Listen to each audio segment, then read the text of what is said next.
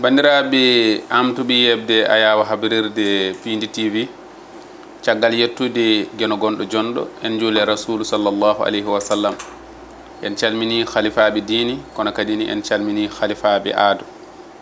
noon calminirɗen ɓen ɓe ganduɗa ko waɗoɓe feere ha jeeɗen woni Djiby Dieng en calmini ɗum no feewi en garti e émission holmo woni an tonggode temedere e capanɗe jeenayyi e jeeɗiɗi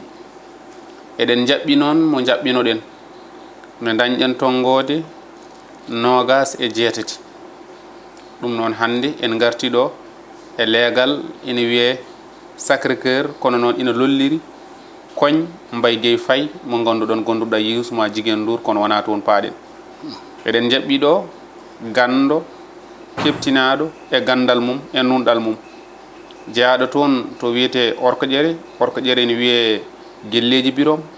walla ne wiye so wi Guelleji Birom mbiya Wuro Bida Saare Laamu walla mbiya Daara Koli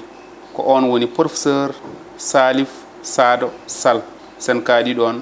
anduɓe mbi min mbiya ɗum mataw mawɗo Salif Sado Sall kono won hen mbiya sa haaɗi ɗon ɓe mbi wattu hen funere mum Harouna Moussa Malal Baydi Moussa kono ko mawnum kadi ni Daouda Gueddaɗo Maymouna Tafsir Daouda Mayret Samba Gaysir walla mbiyen honorable député joni en mbatta so wona tottudemɓe o salmodira e yeɓoɓe ayaw habdade Pindi TV assalamu aleykum Bamodi mi salminima weltima mi salminima kay salmini kadi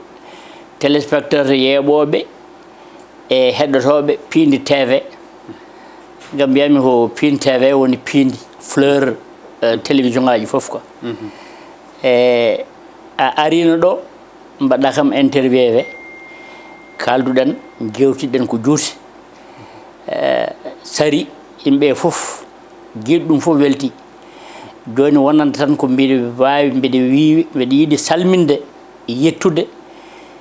kala jeeɓowo Pindi TV yo continue hen yebde garɗa ɗo noon koye galle ma Pindi TV so ari galle Salif Sall ene wayno ari koye galle muɗum ni ko ɗon jeeya gartimo liggortoɗa o a haali joni inde makko woni Daouda Mignam Daouda min wiyata Daouda Gueddaɗo Harouna aussi mi wiyata ɗum Harouna Moussa Malal kono hen saji somo yiiɗi toñde mo wiyama Harouna Moussa Harouna Gueddaɗo on ko funeram e tigui rigui funeram mi siki tan ala mo ɓuuri jokkodirde ha ɓuuri am wonno min baddi foof aduna min foof minen baddi min ceerti tan ko ndo yeehu Toulouse janggoy min jaami Paris ɗo Dauphine janggoymi toon ɗon tan min ceerti ha min garti kadi min jiitodiri ko ɓi nenam ɓi babam funeram hunde fof en hakkude mi Harouna teddungal korsa jilli e foof eyyi ɗum noon joni Seydi Dieng en salminiɓe kamɓe foof en jahata régi Abbas Sarr artan en e dartol gurdam walla mbiyen natal professeur Salif Sado Sall bandiraɓe musidɓe tedduɓe yeeɓiyankoɓe Pindi TV to gonɗon eno gonirɗon yo jaami kisal wone moon en garti e yewtere nde bamodi heewi yuɓɓinan ɗon e kala saaha e ngol omo yaare tonggode temedere e capanɗe jeenayyi e jeeɗiɗi koɗo makko hannde ko docteur Salif Sado Sall ɓe mbiya docteur Salif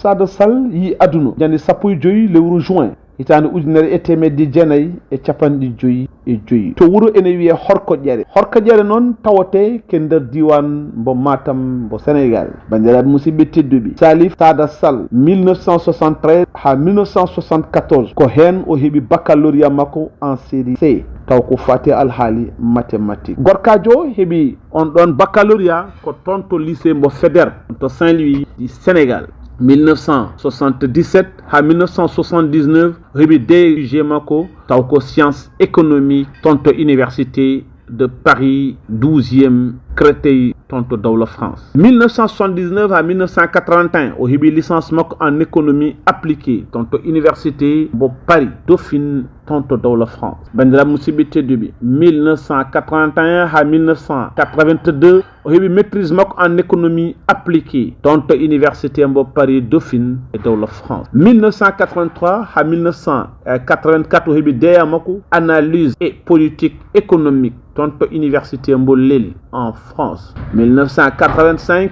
1986 bandiraɓe musidɓe tedduɓe o heɓi ko wiyete ko DS économie du développement admissibilité tonto université mbo Paris 10 tonto dawla France 1985 à 1987 o heɓi doctorat makko en sciences économiques 3e cycle tonto université mbo Lille 1 bandiraɓe musidɓe tedduɓe gorkajo haadani ɗon janvier 2015 juillet 2019 o woni conseiller spécial chargé de la planification et de la stratégie du directeur exécutif bon NEPAD bandiraɓe musidɓe tedduɓe 2021 ha 2022 o woni consultant tonto UNESCO ko fate alhaali éducation scientifique culture et organisation. Septembre 2019 à 2024 bandiraɓe musidɓe tedduɓe Salif woni maître de conférence titulaire tonto FASEG université mbo Cheikh Anta Diop gonɗon ɗo e lamorgo leydi Sénégal bandiraɓe musidɓe tedduɓe Salif ko gorko pullo tiɗɗo jambar tusɗo ko waɗata ko saabu ko fate ɗemde omo haala ko wiyete ko tubakiri woni français omo winda ɗum no hannirta ni anglais haala mum haalaka omo haala ɗum kono kadi omo winda ɗum no hannirta ni to banggue espagnol omo nana ɗemgal ngal kono omo haala ɗum taw kadi ko seeɗa russie omo haala ɗum no feewi omo winda ɗum no hannirta ni ko fati e ɗemgal pular kame wolof ɗum kam ko ɗum tigi woni ko ɓuuri wadde maîtrise bandiraɓe musidɓe tedduɓe enen gandi gorko pullo ko jiɗɗo sport ko wayno tennis basketball jogging kame football kono o haɗani ɗon to banggue lecture ko ɓuuri yidde e lecture makko woni histoire walla philosophie kame sociologie bandiraɓe musidɓe tedduɓe ko o gorko woni koɗo bamodi e yewtere mum hombo woni an tongode 100 e joni en jii natal ma rewa rewi ma o alhamdulillah machallah beela ɗo wawi min hen waɗande commentaire seeɗa ko tubako wiyata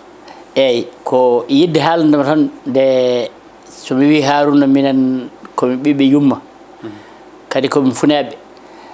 min janggi minen fof komi fuutankoɓe min janggi ko Fouta min janggani Dakar école amen primaire fof min mbaɗi ɗum ko Fouta kanko waɗi Bosiyaɓe min mbammi Hortoƴere ɗo jeeyami ɗo kanko jeeya Bosiyaɓe o waɗi kamɓe min mbadde examen entrée en 6e min gimmi toon min jeehi Ndar lycée Faidherbe Saint-Louis sa wi Haruna Moussa Dia a wi Salif Sada Sall lycée Faidherbe meɗɗo janggude toon fof ene andi hakkude amen no wayi gati nde laamu ngu ari mbiɗen ladde eɓe gandi Haruna darde darri e affaire wallude makki ha heeɓi pouvoir o hewɓe hen noddatamo ko min direct noddata so jiiɗi yettademo ko min noddata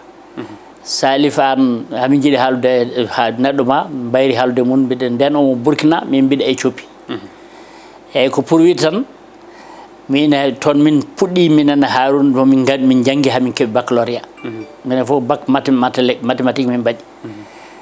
kanko ye France min keddimi ɗo puɗɗimi wadde médecine seeɗa après jaami France mbaɗomi économie voilà mbami toon no hakkemi doctorat am gartumi ɗo henna gartumi noon puɗɗimi jangguinde université Dakar faculté de sciences économiques pour mbattan résumé bref janggimi toon hakke 10 ans puɗɗimi waɗade nde laamu change hakkude Abdoulaye Wade e Abdou Diouf Abdoulaye Wade waɗimi nommé directeur des stratégies de développement ministère économie et finance d'abord ministère du plan ensuite ministère économie et finance eyyi gommi directeur des stratégies de développement planification toppitonomi affaire prospective Sénégal 2025 nden ko en gonɗen ko 2000 kuccam 2025 gimmimi toon noon e nder on dumun noon taw mbiɗa jangguina en même temps jangguina université en même temps formi yimɓe heewɓe toon so simplement tan ɗum ko étudiant ñam kewɗi vraiment hande ene mantirni e professeur ji gonɗi université Dakar waɗoɓe économie kay sa wiɓe économie Sali Sada Sall tan kamɓe fof eɓe gandi e Harouna noon guel kañumne arti woni kila liggey muɗum ɗo ha fayi Burkina Faso ha fuɗɗi ligga toon e cehlagal men meeɗa ɗuminde hay lawol gotol tigui mbaɗandi joni joni tan toon jaɓanten en jii hitande ujunnaji 2 ɗi gonɗen ɗo sehilma suɓama wonde homme d' affaire ɓurɗo heptinede holno jiruɗa ɗum beele aɗa wawi hen wadde ay 2024 so waɗama choisir kanko so suɓama pour wonde homme de l'année 2024 en tant que homme d' affaire omo handi hen kadi ko ɗum kadi omo timmini ɗum wona suɓede tan ni tan ko suɓede tigui rigui tawne hande ko suuɓa ko Harouna ko kanduɗo e ko 2024 waɗede homme de l'année kadi Harouna haqqille mum foof ko liggey so Allah mi haaldani komin goni sehlaɓe ko mi haaldani ɗum wawi par ce que affaire makko no liggey politique yo kurti yo haysino ɗumen kanko ko liggey tan Sénégal développement muɗum e suɓede mo ko waɗi hikka ko hon kadi ko peut être nde jarani ɗum ne haale ni hande o arta ñanden de o wari ɗo ñanden adduma ko réglude probléme uji leydi développement ɗum ko dossier mo ganduɗa ni anda no feewi ko kanko tan wawi darade o fewno ɗum o ñoota ɗum West Africa Energy voilà West African Energy affaire West Africa mbiɗa nadde hen e on ɗum kono noon mbiɗa andi foof tona e aboutissant ɗum kono kala ko woni e o West African Energy no wayi mbiɗa wawi haalde affaire Harouna no waɗiri hen no darri hen nde nanmi affaire nde fuɗɗima yaltude min noddumo min kalde o wi kam ko ni o haalnima ha laaɓi yimɓe cikkanno ko so wawi tan o jagguete comme no Samuel Sarr ala ay Samuel Sarr mo kalɗa o so Allah wonde nde ɗuminde o tawi min Harouna hamin dardi o noddi min o noddi Harouna wi ngar jaada min keɓɓi boowal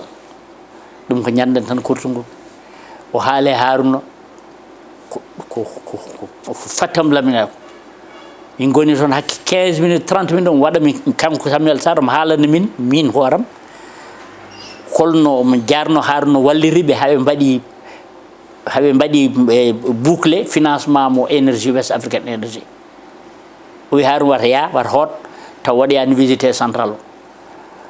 ko ballal Sénégal manggal Harouna waɗi wi ko inde makko kalatmi mbiɗa wawi haalde ni détail kono ene potani mi andade ene woni secret mi anda ɓe joguino kamɓe nayo foof fottuɓe foof joguino 16 milliards central poɗɗo ni waɗede meeɗa waɗede Afrique de mbimami Afrique voilà meeɗa waɗede jafɗa meeɗa waɗede Afrique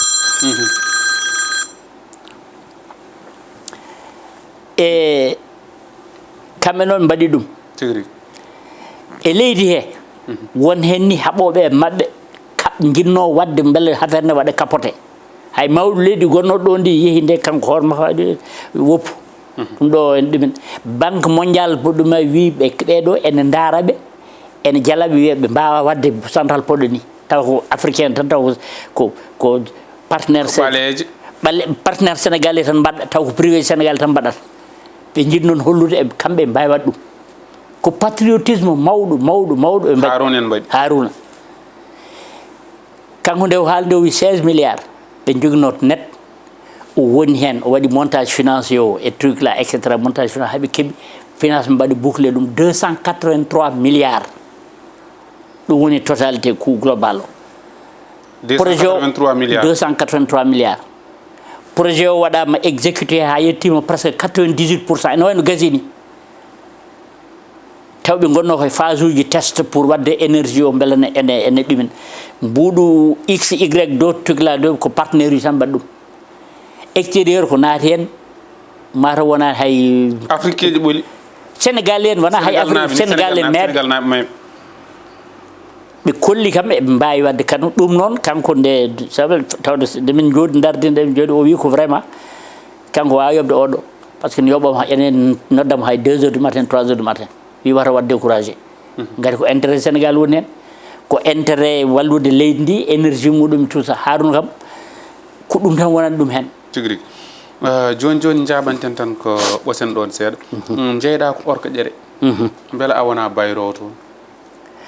eyyi hoto ƴere mi wayri toon ñanden saka Harouna toñami seeɗa o noddimi o wi kam an miñe a woppi ɗum terrain toon tan a yahani walla ɗum mbi miñam mbayrumi miñam Daouda quoi mbi mbayrumi ɗumin toon ko 2019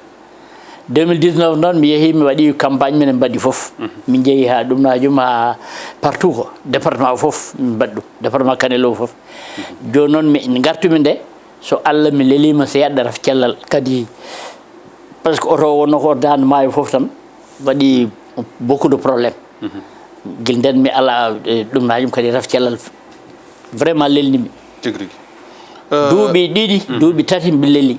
kanko mbiyatmami funéram nde Harouna Moussa Dia o nawi kam ma ɓuuri laabi 6 Tunisie min e joom sora moɗo ko gondunoɓe foof kala ko ɗum ɓe mbaɗa bilan général cafruɗa an adde jo aɗa woni malade te haalanta kam enen kem funeɗe pourquoi aɗa kasami ɗum mbimi kasanima jinnomi tan ko somi yimi ɗo wiya France kadi mbiɗa andi ko waɗatma sollicité ko wiyala ko wawi waddamo sollicité fo an ɓurata ɗumen yaha jaami gartumi guila nden noon guila o dew ñande nde noddimi nde mbimi ko guila 2019 mbayrunomi minen goto noon wiye ceerno Alassane Sall jeeya Horko Ƴere kañumen ni e ceerno Alassane mo Dia Alassane Dia minum Harouna kamɓe ni kamɓe fof janggude so ceerno Samassa ceerno Samassa woni ceerno mabɓe ceerno Samassa addimo ɗo wonno ko almudo mum mo ceerno Samassa heftini on ko miñam malheureusement adda ɗo finalement sanki min waɗi ɗum ɗo ɗum ay falle mi nawta ɗum ha wuuro guila nden noon mi rotta e Horko Ƴere haadam noon 2019 ko hikka tan 2024 tan min mi rottade Horko Ƴere kono kam mi yiɗata wayrude Horko Ƴere so wona ronkere par ce que mi Horko Ƴere najo gurguruji jangde somi gayni jangguin tan jiiɗami ko yaade Horko Ƴere mi yiwoy toon kono ko toon jeeyami voilà en mbaɗi félicité Harouna Dia waɗede cuɓaɗo e nder hitande inde Abou Samba Diop lewlewal pinal joni joni jaɓanten ko Sénégal waɗi suɓgoji yawti heeɓi lamɗo kesso jarowo e duuɓi 49 beelo aɗa yi Sénégal naɓe ma jii koye mabɓe e makko eyyi bamodi vraiment a posé kam ɗo question mo waɗɗumi sohla ay leydi Sénégal kanko mo gondumi o Harouna mo ɗume kadi ko wandumi fof wawde liggade ko ɗum ƴeewa mbiɗa sikki arɓe joni ɓe ko sukaɓe mi wiyani ɓennuɓe mbaɗani hay hunde kono arɓe joni ɓe soɓe ballama mbimi noon soɓe ballama koɓe sukaɓe kamɓe foof sukaɓe mbaɗiɓe élire ɓe mbaɗa élection ɓe keeɓi kala ko miijino 54% présidentiel ɓe ɓuuri hakke 50 et quelques pourcent 56 et quelques pourcent pour assemblée etc kala koɓe jinnoɓe kokkama on banggue référentiel mo mbaɗi o noon 2020 min komi économiste ko on liggey noɓe mbaɗi haɓe mbaɗi plan Sénégal 2050 o ko on liggey mbaɗannomi pendant 10 ans mais wona Sénégal mbaɗnannomi ɗum ko Union africaine Afrique foof agenda mo mbiyata 2063 ko min fuɗɗi wadde ɗum koɓe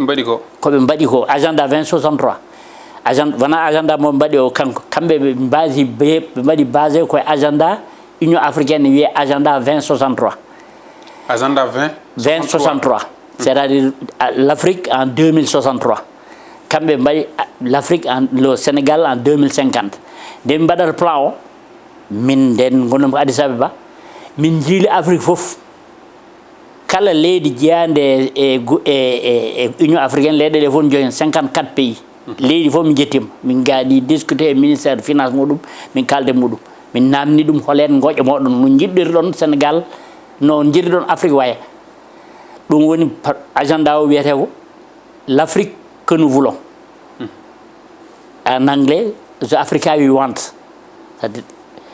Afrique momin jiiɗi no wayata c'est-à-dire goto fof no jiirnumi jinmi en 2063 no jiirnumi jinmi yo Afrique wa kamɓe ɓe ngari fuɗɗiɓe wadde plan stratégique walla walluɓen ɓe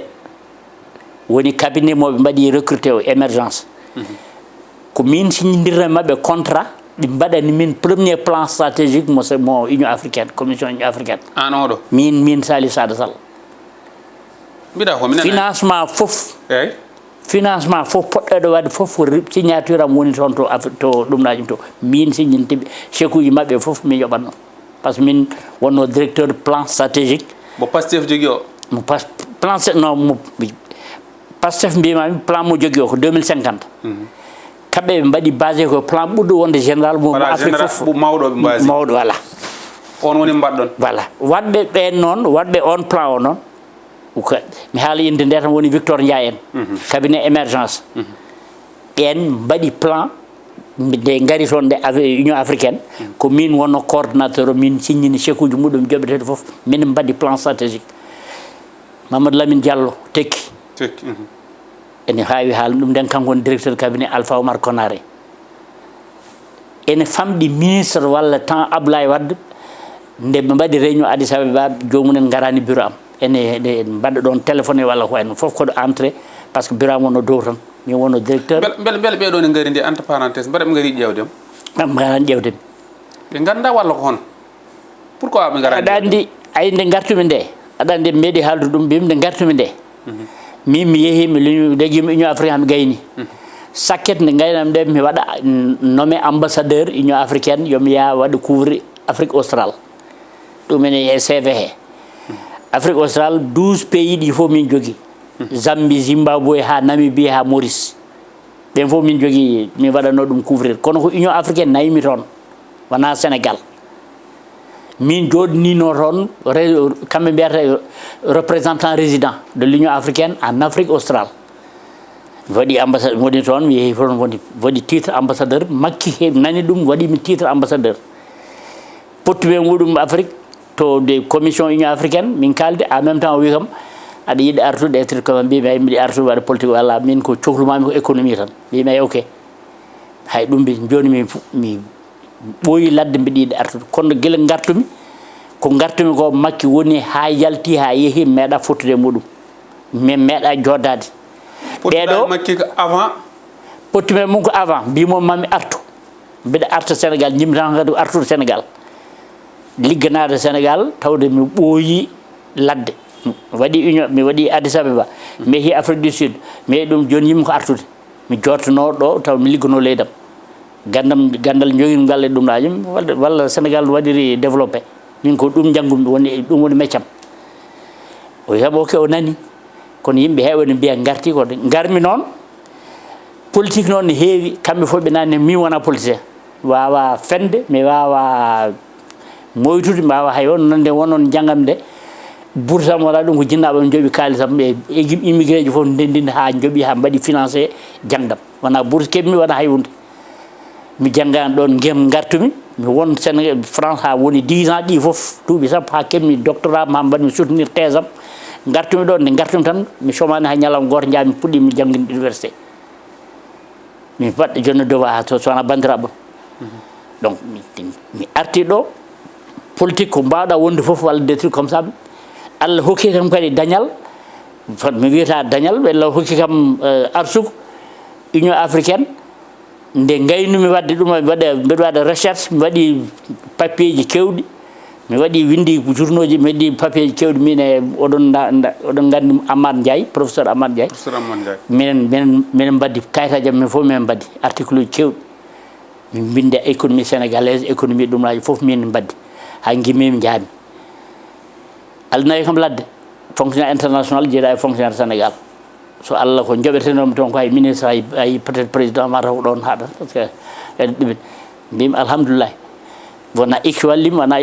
ko mbindanmi ko tan ɓe ha gartumi ɗo Allah wallimi heeɓi ɗo joni noon guila nden yeehi ha makka yeehi ɓeɗo gaari noɓe mbaɗiri ni joni mbiɗi sikki yimɓe Sénégal en kewɗe soɓe ballama so mi wima soɓe ballama c'est à dire koɓe sukaɓe mais mawɓe yo mbaɗɓe encadré ko wayno minen foof hande o tawde min keɓi retraite walla to min tan ko yomin mbaɗɓe conseillé yomin conseille ɓe pour ɓe ɗumen pour goto fof yiya hen hoore mum tigi jafoɗa wayna ko noon premier ministre o dañi ko duuɓi 50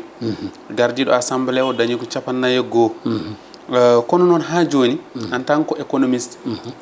leydi ndi ina ferli leydi ndi kala mo jiiɗa wona joguiɗo werlamum no waɗa ko wiyete ko yangarta walla transport nanowoyo commerçant jeeyowo o juulo balabil o nanowoyo jayniyanke o nanowoya nanowoya e Sénégal o ne heewi gila fuɗɗa ha joni woy kono fasi kono suurkani holno jiiruɗa ɗum en tant que économiste eyyi Babodi aɗa andi ɓe gari tan sata 8 mois 9 mois joni koɓe puɗɗi joɗade nde ɓe gari nde hon koɓe gardi ɓe mbi on leydi ndi on ko boni hen gueɗe kewɗe on bonno il faut fewnde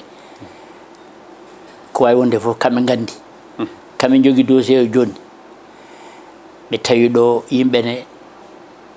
sukaɓe tan presque waɗiɓe élire hewɓe dal sukaɓe kam ɓuuri hen hewde hono mabɓe guiƴiɓe ɓen premier ministre haali joni kañum ko jeune président ɓuuri wonde jeune e meeɗa heɓ ɗum président assemblée meeɗa heɓ ɗum baɗo ni jeune ene wayno franchement économiquement parlant min plan moɓe mbaɗi o 2050 o guila PSE e mbiya plan Sénégal émergent o ɗum wonno mo Macky Sall addi mo waɗatno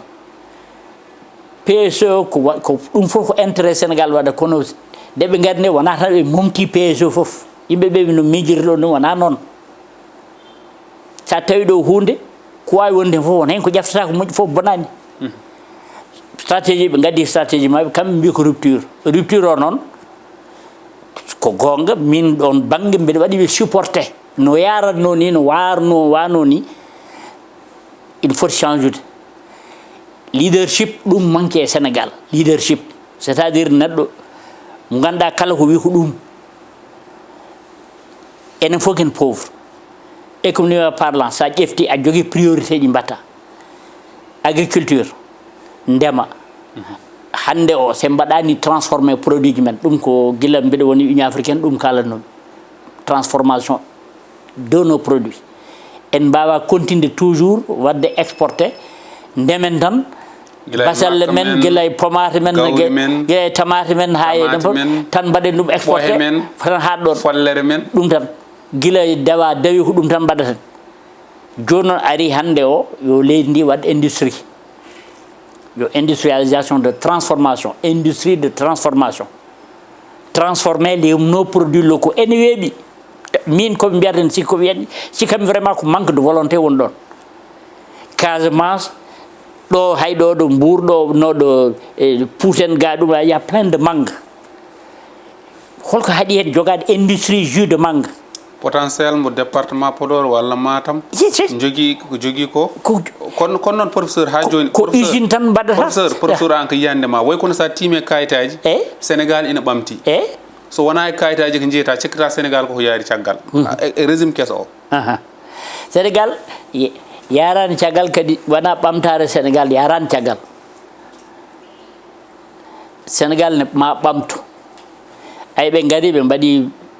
jauge fof no woni les dettes là dette meɗen ñamade en kurup en etc ɓe daari ɗum ene wayno taux de croissance a mbiyata ɗum ɓe mbiyata croissance ɗum on matiére jangguinami université ɗo Dakar FASEC kono croissance wona développement ko jokkodiran jokka jokki croissance 8%, 9%, 10% annuellement so ɓooyi seeɗa woni croissance moyenne hedde 11%. on ma jogoɗa ɗum pendant 10 ans ƴeewa gandata woni développement fuɗɗima wadde changement il faut waɗe changement transformation structurelle ɗum waɗi ko mbimi ko woni ko Haroun ko waɗete par rapport e Haroun en des hommes d'affaires comme des gens qui osent yimɓe wawɓe wadde osé il faut jogoɗa énergie o wona moins cher électricité o wona moins cher sa ala ɗum transport ma yahata sa ala infrastructure jogui ɗum woni ko Macky ɓuuri wadde réussir e banggue ga kay infrastructure waɗi route des ceci ɗum fof no woodi mais tant que yala électricité moins cher énergie moins cher ganda aɗa wawi wadde transformé banane ma waɗa wawi transformé no wiyeteno mango ma walla detugo mbaɗa jus de mangue mbatta yeyde ko ndemata ko mbatta yeey ɗum produit ma loko mbatta yeey ɗum e yimɓe ma ha ɗomɗita puɗɗoɗa wadde ɗum exporté ko ɗum addata développement mbaɗa mécanisation agriculture ha hande gonɗen koye neɗɗo remra dialo walla jogo charité taw ko pucci nawata ɗum voilà walla jogo ɗum fo hande bodde sa waɗi machine ngaji hakke a waɗi machine ngaji a waɗi imagine Sénégal tan waɗa pôle développement wona Podor waɗa tan e ɗumnaji taw ko état o jogui ɗum par ce que privé ma ñantoy hen kono état o waɗata kañum fuɗɗoto wadde privé ƴe naata hen walla état waɗa supporté privé ji ɗi privé ji naata hen sa ƴefti toon hakke 20 pratiquement hasino ko 20 tracteur walla 200 tracteur a felli ɗum a sari ɗum e département he ƴefti moissonneuse batteuse a ƴefti décortiqueuse uji ɗum foof maaro ko tawde remete demgol ngol e foof waɗe ha laaɓa jomum aɗa waɗe décortiqué waɗe fewne ha feewa yimɓeɓe mbatta sodde maaro Sénégal kono ha hande o sa yeehi bitikaji ko maaroji mbaɗade importé ɗum tan waɗte importé ɗum tan Sénégal ñamata oignon ma basalle ma sa waɗi basalle waɗa pourrir e ko professeur est ce que wona ɗum hay état o foti wallude yimɓeɓe e moyen ngaalu mo ganduɗa ko ɗum ma waw jogade yimɓe saabu eɗen peewi joni en ji sukaɓeɓe ne ƴetta laaɗe ene jaaha Europe yidde yaade ɗannade wadde waɗi ɗum wonko manque leydi ndi ay ko manque leydi ndi woni liggey sukaɓe ay ko mbiyamami ko industrie mbattano sa waɗimo sukaɓe hewɓe nattan ɗannade sa yeehi Fouta aɗana ko remoɓe meeɓe presque ɓuuri hen hewde jaajdi jogui leydi jaajdi ndiyam belɗam gasi honde min mi haalde Haruna aɗa andi mo jogui projet mo honde Bosiyaɓe o kanko yoɓata ndiyam kanko en wata énergie kanko waɗi foof artan rema kanko aran tan gama ñama jaaha a yoɓata courant hay bat kanko yoɓata foof ɗum wona horƴere wona Bosiyaɓe tan waɗa ɗum hay horƴere dawda ko watton ko hay goto wawi wiide tan dawda kam presque woni wayno yoɓaka ni yoɓaka haqqe muɗum sa yii ɗum no wayni ko ɗum wonata ɗum woni développement a waɗi fixude jeune uji ɗi jooɗo ɗum woni hay goto miijota ko yaade ɗannade hay goto miijota ko yaade ɗannade kañumen fof jooɗoto ko yidde liggade ɗo a yani hon gartuɗo ñanden homi jiimi projet mum hedde ganno en hedde wuuro Dieng en to hedde hakkude ganno en e Soringo en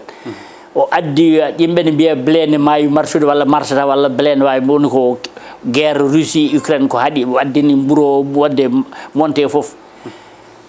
kanko waɗi guesa blé waɗi récolté ten fuɗo addi hunde pourquoi yimɓe mbatta ƴewata wadde ɗum exploité ɗum ɗo wawi won ɗon banane en kur foof waɗi mi yii ɗum e télé mi andami hol wuuro mais vraiment ko initiative mawɗo simi fof ne mbaɗanno ɗum Soringo ɗum ko Soringo ala imagine ko ɗum so yimɓe mbaɗi ɗum so waɗama multiplié au niveau de waɗi firti ko so sukaɓeɓe so laamu ngu jaaɓi sukaɓeɓe tawde so ɗannima nde gonoy toon koye guese ɗannatoɓe yaɓe ɓuuri ko hen hewde ko guese liggoyte to wadde so laamu ngu wallati ɓe mbawi heddade ɗo guese ɗe mbaɗe ɗo ɓe keddoɗoɓe liggoɓe daña koɓe daña par ce que guese ɗe kamɓe jeeyi guese ɗe pratiquement kamɓe jeeyata guese ɗe jiida e toon ay Ba Moussa Ba Mody meeɗino mi yeehi toon nde jaami toon mi wimami joni nde kalmami joni mbimi ko ala bourse nde jaami toon nde ko bandiraɓe tan goto fof itti kalis kamɓe ɗumine ballimi ha janggumi mi janggani tan kanmi e licence walla mi yaha ha doctorat ha gaymi jangdam jaaɓi ha tirde kono nde vacance ari foof ay ko yimɓeɓe mbaɗata ko kamɓe ɗum wiyata liggade e guese woni vendange a rondoto paquet aji ha mawɗi cengelle pratiquement ɓe mbaɗa hen raisin o an aran tan aɗa juppa aɗa yaha aɗa juppa ene muusi ha maayi ɗum mbaɗat to min mi waɗi ɗum mbimi pendant les grandes vacances beele mbiɗa heeɓa kalis seeɗa mo ko joɓimi defa doctoriɗa ko joddimi defa mbaɗɗa argent de poche ɗum ko nden kono ɗo joni wona France wona Italie wona Espagne teɗo leyɗele fof mbiɗani ɗumen ça ne sert à rien yaade toon hay batte d' abord kayitaji puɗɗoto tidde aɗa wawi hebde kayit aɗa wawi hebde ɗum gueɗe kewɗe ko hande o ko leydi ma tan mbawɗa jooɗade liggoɗa pirta gona hunde tigui ay professeur ene wayno hojomaji ɗi eɗen keddira hojomaji joyyi kono eɗen jaaray wonde professeur wona ministre est ce que musani en jiiɗum e régime jawtuɗo en jiiɗum e régime garɗo o gona professeur kadi gona ministre eyyi aɗa andi ɗum ɗon ɗiɗɗi foof a nawdata ɗum min gomi mi waɗi directeur des stratégies développement mbiɗo woni professeur mbiɗo woni directeur stratégie développement ko wadde gouvernement wadde 2000 waɗimi nommé directeur stratégie développement ministère du plan jami jeymi recteur ɗen ko desan yallah yurmo yafomo Sourang o wi kam mamadou o wi kam docteur o wi Sall o wata yaa goppira noon tan goppa université moftu salaire ma mo université o jogomo sa heewi to administration centrale wonde directeur kokirɗa tan ko indemnité de suggestion nden ko 30 000 ma heeb oto noon ma heeb chauffeur ma heeb essence tikkeji ma essence e foof la nden par ce que min joguino cours croissance o mi aran subaka 8h ha 9h mi jangguina joguinoma ko 1 heure de temps somi immima ɗon tan 9h mi continue ministère des finances min udditi bureau goto ɗo saɗa ministère de l' industrie saɗa galle résidence El Hadj Seydou Nour Tall ɗon ɗumin mi ara mi waɗa liggo ha 17h 18h kikiɗe kadi mi jogui cours du soir mi ara mi janggi mi waɗa ɗum mi waɗatno ɗum par ce que ko hitande wota tan mbammi ministre uji noon meeɗi wonde won gomɓe wonɓe ministre en même temps professeur kono so goni ministre goppan jangguinde nde Kalidou yallah fuɗɗoto Kalidou Diallo adi wonde ko professeur histoire ancien ministre eɗen calminama au passage voilà amin calmina Kalidou Diallo le grand Kalidou Diallo anda ko jiiɗaɓe manda ko min woni mawni walla kanko woni mawnam voilà min 255 o ɗumini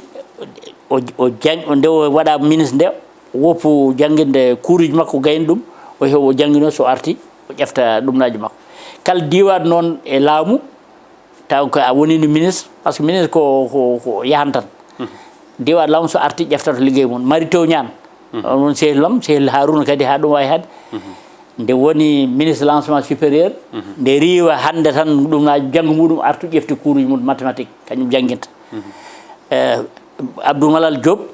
woni no ministre kono haade mun wonde ministre jangguinanno kañumne ko faculté des lettres nde gayni nde tan kañumne ka fe on kam tardi seeɗa gati ɓe kokki ɓe mbaɗimo ambassadeur après hedde Gabon kono nde jomum kala nde arta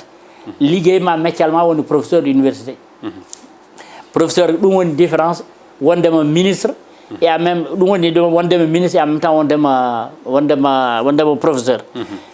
ɗum noon ɓen meccal muɗumen ko professeur wona ministre o ministre o ko fonction tan jomum ari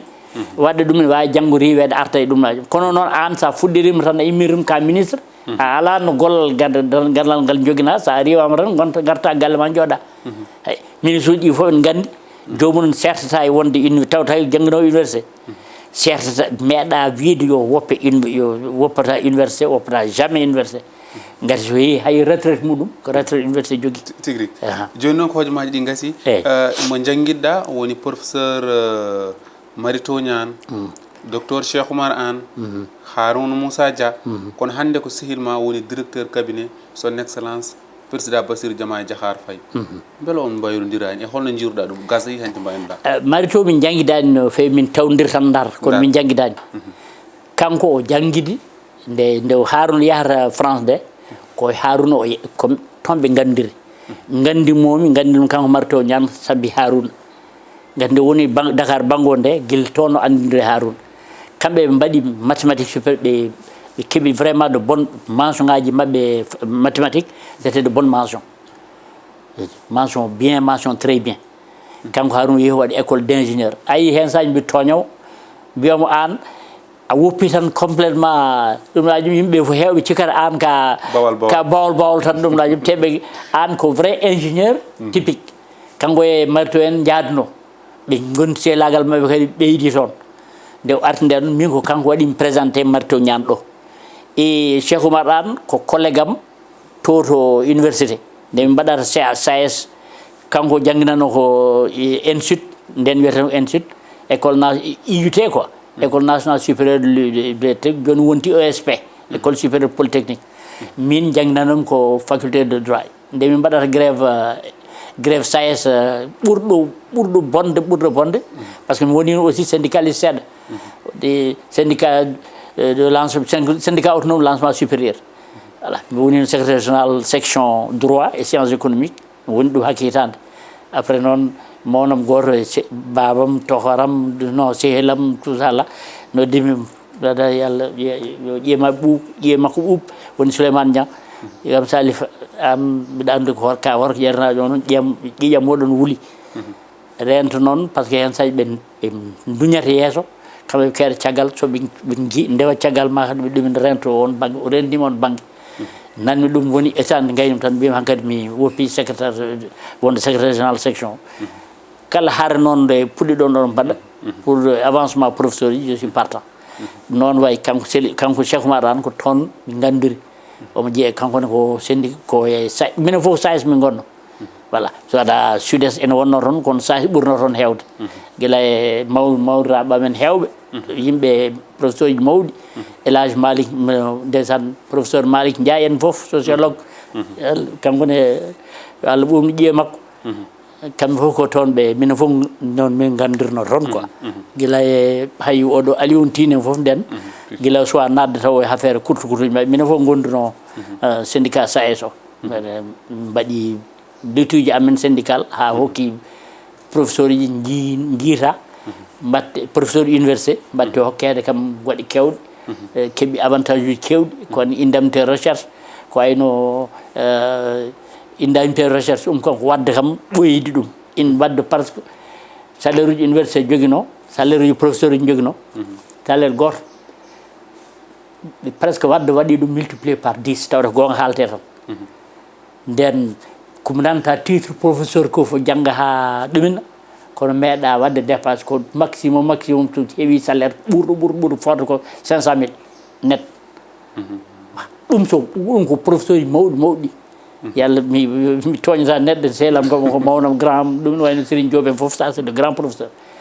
kono nde wadde arde nde waɗi doublé triplé quadruplé ko nden tan jiyata assistant puɗɗiɗo joni université fuɗɗoro hakke 1 million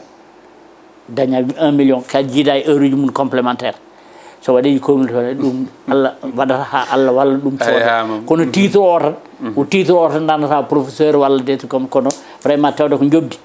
hay batte Allah wiyete noon ko catégorie spéciale kamɓe catégorie spéciale A1 kono tawde ko gonga alte nden kono ko wadde ari ko makki aussi ɓeydi hay pension mabɓe professeur ne wawi ne heewi so jangguini gasi heeɓi retraite tan ko Allah waɗata kono jomum ne heewi ɗuminde tawan ala galle wiyata kono ede hay logement te pension ma timmata 200 000 ɗum aji etc ɗum fof ɗumen makki noon syndical yi mbaɗi ɗum kanko waɗi ɗum 80% 85% salaire ma net comme wadde ɓeydino ha woni hedde 2 millions en ko hayno professeur ji mawɗi fof hakke 1 million 500 ɓe kokkuma 85% salaire ma net sa yeehi retraite ɗum joni ɗen kam joni batti wurde en ɗumen kono adan professeur so yalti tan an kama natti wonde hay wonde presque ene wayno hewɓe hen wona pour que pas jeeyi kono hewɓe en jaltinta galleji muɗumen wonno jotto tan galle fonction tawa natta tawa ngala galle muɗumen galle mo joguen jeyani hoore koye muɗumen quoi noon way bon ɗum noon ko yalla Allah dandi hen ɗum kam yewtere nde no weeli hay homam hojomaji ɗi timmi guilnani joni ma taw konngol mbayni ko konngol mbayni ko ko weltade tan hollidde weltade salminde kala auditeur uji e téléspectateur uji Pindi TV mi sikki tan mami haalde e miñamo davantage wiya pourquoi ni o waɗani ɗum tew fuɗ mawnude hankkadi fréquence uji yo hokke ɗum hankkadi Daouda miñam Daouda so wi miñam tan ko Daouda honorable député so miñam tan Daouda waɗ feere Pindi TV yalta ha nane wona vrai TV wona wona ɗumaji hande ko yimɓe seeɗa tan nani ɗum yo won grande télé ene ndaare partout kono yo yaltu yo yaltu e YouTube o wona hankadi télé wona télé normal TNT hay yalta carrément ɗum ko mi wana ni ɗum no ñaagota hono mbiyami min forcete mbaɗa ɗum da an tawga miñam kadi a hortinimɓe ɗani mbaɗa respect mo joguiɗam yalla walla jimi ko télé o yo mawnu vraiment tawde o ɓuura ɗo woni ɗo e ballal Abou Diop vraiment mbiɗa jogui kasetaji makko guila ko ɓooyi kanko Abou Diop nde wonno komi pularanke mawɗo elle kanko woni ɗumnaji moɗo directeur moɗo manda tinnuɗe ɗe mbaɗe télé o yo mawnu hankkadi wona ɗumnajum ha ɓuura ko no woniri ni quoi mi jarnima on mi jarnima mi yafnima on kadi ko haala ka so feewi koto Allah yimmi so fewani wonko boni hen ko neɗɗo tan komi neɗɗo pular o noon ne ɗumini seeɗa andi sa heewi haala tan woda tan ko oñi nde wonno komi professeur pour wadde mi arrêté saɗa janggina pour wadde neɗɗo arrêté hankkadi yonni jomum wawata wadde conclusion quoi kono ɗo kam janima force horam mi waɗi conclusion wi on jarama yallah mawni noon yallah ɓeydu télé o audience o ha heewa vraiment o mbaɗi foof dawde on kam mami yiye particulièrement pour ɗum ɗo pour télé o télé o e radio ngo foof mami waɗ feere mi yima kalden mi yima holno mbaɗirta jotta donde e conseil ɗum sen namni mawni o sen mawniraɗo ɗo sen mbiya yo waɗa moyen ngaji supplémentaire ha télé o yalta ɗum kadi waɗoɓe ɗum kadi Harouna kadi ko neɗɗo ƴeeweteɗo partout ko neɗɗo hay arɓe joni ɓe ala hen fof ko woni ɗumnaji min mbiɗa andi ɗum homɓe gandumi kaldumi e muɗumen so wona yidde liggadade Harouna wayni quoi neɗɗo baɗo ni par ce que ɓe mbaɗanimo kanko hay hunde ɗum mbiran ko oɗo liggey mum tan topiti ko homme d'affaires ko homme d'affaires affaire politique natani hen kurtukuruji natani hen ko noon way ɗo waɗi noon eɓe jiiɗi liggorade makko kono dans tous les cas ala kanko Harouna ko kanko ko o yittan ko liggotoɗo tan mbiɗa andi ɗum e makko mbiɗa andi ɗum e makko sa joguimo projet aɗa ɗumini ɗum fuutanko fof gandi hewɓe aɗa jogui tellement oɗo projet mbi jogui wadde sa addinimo projet o a jimmi ko wadde ɗum ɗo oɗo projet mbiɗa yiɗi liggade mbiɗa yiɗi waddete ko kanko ittata moyen makko waɗa hen ɗum wallatma tan gratuitement ɗum ko Harouna a jarama Daouda a jarama Harouna Moussa Dia a jarama bandiraɓe a jarama Abou Diop a jarama Bamodi Dieng jarama fof ken bandiraɓe mi weltima e garal moon ɗo no feewi ɗo noon bisimilla moon nde jiɗɗon foof sa ƴeewi émission goɗɗo aɗa yiɗi haalde affaire économie taw ɗum kam en kalta hankkadi ko ɗo taw tan ko économie tan économie ko awdi loi de finance en kala actualité nde garɗa fof mbiɗomi damal ko galle ko galle ma Allah jarama no mbaɗɗa fof mbaɗɗa Allah jarama on woni professeur Salif Sada Sall tonggode nogas e jeetati garnoɗen ɗo gartuɗen ɗo tonggode temedere e capanɗe jeenayyi e jeeɗiɗi wadde no woɗɗodiri ha hande en jonata kombo ma en gartoy ɗo sallahu lamɗo jaaɓi saabu ko ganda to banggue faggudu ko ɗum o yaari ma en gartuɗo en jarnima no fewi en jetti noon omo ganduɗa ko Mbodj Amadou Mbodj etanu gonɗo ɗon ɗo Guédé Santhiéɗo Mara ñamete taw sodiyako e Alassane Djiby Samba Amadil gonɗo ɗon ɗo Kawe mbiɗo yen garan jawɗi enen e Djiby Dieng en gandano Alassane waɗa feere noon jawdi Djiby Dieng ara jawdi Bamodi ara gorko mo guelleji birom walla mbiyen wuuro Bida Sari Lamou walla mbiyen Daara Koli koɗɗo mbaynotoɗen ha saaha goɗɗo jokkon e yebde télé moon Allah jarama on jarama